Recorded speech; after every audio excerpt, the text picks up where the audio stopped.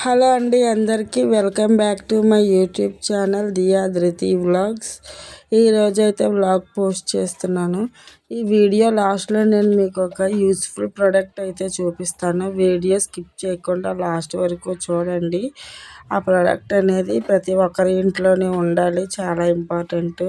ఇంక ఈరోజు అయితే మండే కదండి, మార్నింగ్ లేచి పూజ అది చేసేసి ఈరోజు పొటాటో ఫ్రై చేసి చారు అయితే చేశాను.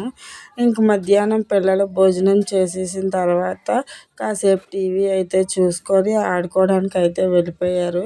వాళ్ళు ఉన్నంతసేపు నేను వాళ్ళ దగ్గరే ఉంటాను అనమాట. వాళ్ళు లేనప్పుడే పని చేసుకుంటాను. ఇంక సామాన్లు అన్నీ తోమడం అయితే స్టార్ట్ చేస్తాను. మేమైతే ఇల్లు మారిపోయామని చెప్పాను కదండి, ఇదేనండి మా ఇల్లు. అద్దెంట్లో ఉండేవాళ్ళం, పెంకుటిల్లు. అక్కడి నుంచి అయితే ఇక్కడికి షిఫ్ట్ అయిపోయాము. ఇంకెలా సామాన్లన్నీ క్లీన్గా చేసేసాక నేనైతే వంటదిని స్టార్ట్ చేస్తాను. ఫస్ట్ టైం కనుక నా ఛానల్ చూస్తున్నట్టయితే కాస్త నా ఛానల్ని సబ్స్క్రైబ్ చేసి నన్ను సపోర్ట్ అయితే చేయండి. కొత్తగా నేనైతే స్టార్ట్ చేశాను.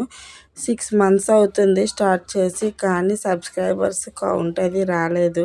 నేనైతే నెల రోజుల నుంచి వీడియోలు పోస్ట్ చేయలేదు. ఇంకా ఈ పని హడావిడి, ఇల్లు షిఫ్టింగ్ అయ్యే హడావిడిలో పడి అందుకే నేను వ్యూస్ అది తగ్గిపోయాయి. నాకు సబ్స్క్రైబర్స్ కూడా రావట్లేదు.